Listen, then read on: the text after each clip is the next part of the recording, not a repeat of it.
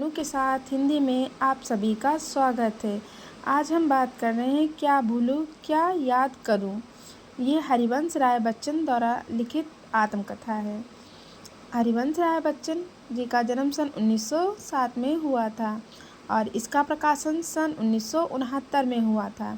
इसके कुछ महत्वपूर्ण पॉइंट हैं और कुछ पात्र हैं, कुछ कथन भी हैं, वो मैं आप सबको बताऊंगी। तत्कालीन समय के संयुक्त परिवार तथा गरीबी में भी लोगों के एक साथ रहने का सुंदर उदाहरण उक्त रचना में मिलता है।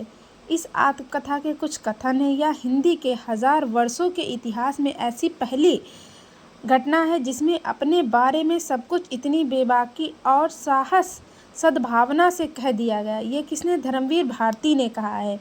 इसमें केवल बच्चन जी का परिवार और उनका व्यक्तित्व ही नहीं उभरा, बल्कि उनके साथ समूचा काल और क्षेत्र भी अधिक गहरे रंगों में उभराए हैं। डॉक्टर हजारी प्रसाद द्विवेदी ने कहा है, एक अभिव्यक्तियां नई पीढ़ी के लिए पाथ्य बन सकेंगी, इसी में उनकी सार्थकता भी है। डॉक्टर शिव मंगल सुमन ने कहा है, यह हिंदी की आत्मकथा साहित्य की चरम परिणति है। यह किसने? नरेंद्र शर्मा ने कहा है।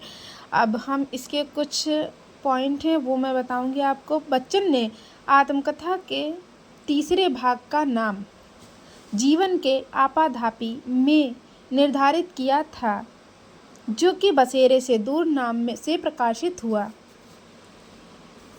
क्या भूलूं क्या याद करूं में हरिवंश राय बच्चन अपने परदादा के समय से बात आरंभ करते हैं और पीढ़ी दर पीढ़ी का जीवन चित्र प्रस्तुत करते हुए अपनी कथा तक आते हैं।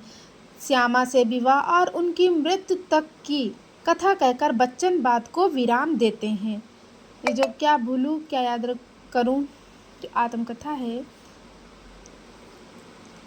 इसमें हरिवंश राय बच्चन ने अपनी पत्नी श्यामा के बारे में बताया है और अपने परिवार के बारे में बताया है, किस तरह कितनी पीढ़ियाँ एक साथ रही हैं, यही सब इसमें बताया गया है। गांव का उल्लेख अमोड़ा बाबूपट्टी से होता है। हरिवंश राय बच्चन सबसे पहले अमोड़ा गांव का जिक्र करते हैं। बच्चन कैथी लिपि में कास्याथों की लिपि कहते हैं। अकबर प्रदत्त हुक्के का दृष्ट देते हैं। अकबर हुक्के का दृष्ट।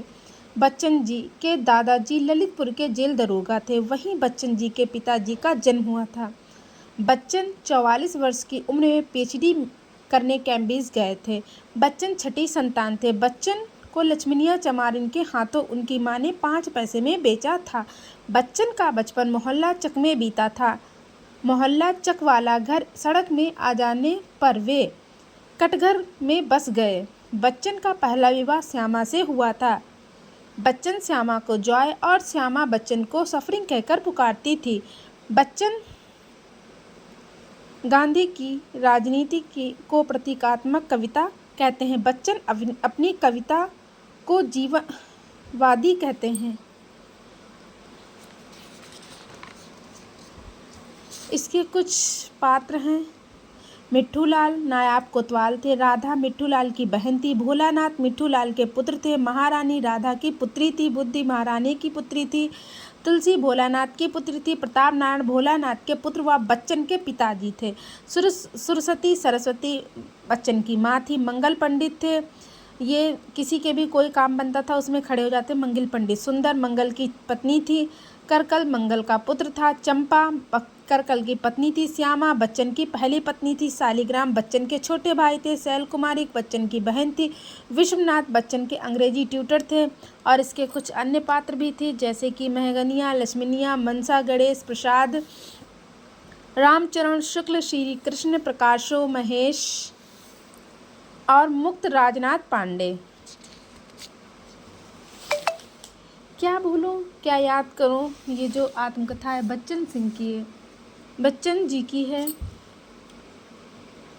इसमें एक हुक्के का मतलब वर्णन किया गया है, जो कि अकबर बादशाह ने किसी अमीर को एक हुक्का भेंट किया था। अमीर के परिवार में बड़ी हिफाजत से रखा गया था ये। और बादशाह सलामत की भेंट थी, तो किसी समय कोई चीज़ टूट जाती थी तो उसको फिर से सही करा लिया जाता था। कहीं उसकी निगारी टूट गई तो उसको दूसरा करा। इसी तरह जब क्या होता है कि पूरा हुक्का मतलब नया हो जाता है, क्योंकि वो बादशाह अकबर की भेंट थी। हालांकि अकबर ने जिस हुक्के को भेंट किया था उसका अब कोई अंश नहीं रहा, लेकिन ऐसा क्या होता है, स्थूल वस्तु ही नहीं, शायद संस्कृतियों में भी इसी परिवर्तन और परंपरा के क्रम में अपनी सनातना बनाए हुए हैं। इसमें क्या होता है कि अकबर का दिया हुआ वो भेंट थी, हुक्का, वो पूरी तरीके से मतलब नया हो चुका था। कभी उसका कुछ टूट रहा था, कभी उसका कुछ, और जो उनके परिवार में थे उसको मतलब इतनी हिफाजत से, क्योंकि वो उनके हाथ का था, अकबर की भेंट थी, इस वजह से। यहीं पर मतलब बताया गया है कि किस तरह इतने सारे लोग एक साथ रहते थे।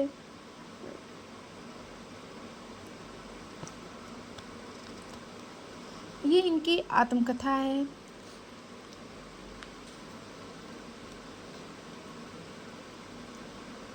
और बच्चन जी को भी क्षय रोग हो जाता है, और उनकी जो पत्नी होती हैं श्यामा, वो बहुत देखभाल करती हैं बच्चन जी की।